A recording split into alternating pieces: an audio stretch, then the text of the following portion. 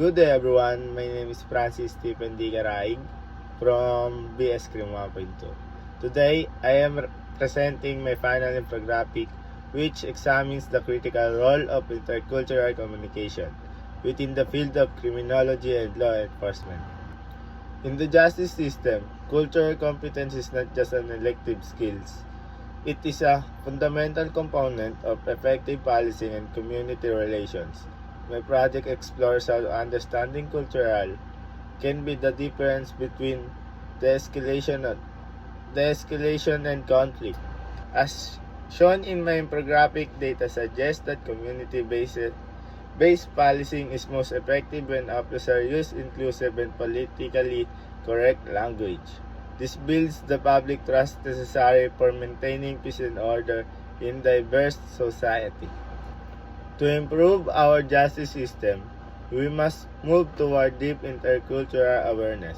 This means moving beyond stereotypes and understanding the why behind different cultural behaviors.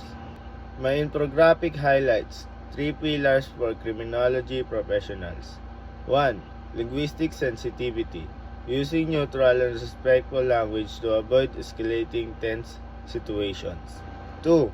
Cultural contextualization, recognizing that gestures, eye contact, and tone of voice vary across cultures and should not immediately be labeled as non-compliance.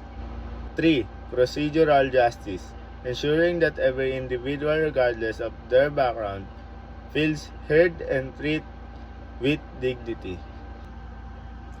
Applying these principles ensure that the law is applied fairly and equitably. Adopting the intercultural toolkit detailed in my infographic, we can reduce misunderstanding and foster a safer, more inclusive community. In conclusion, intercultural competence is the foundation of modern ethical law enforcement. Thank you for your time and for reviewing my work.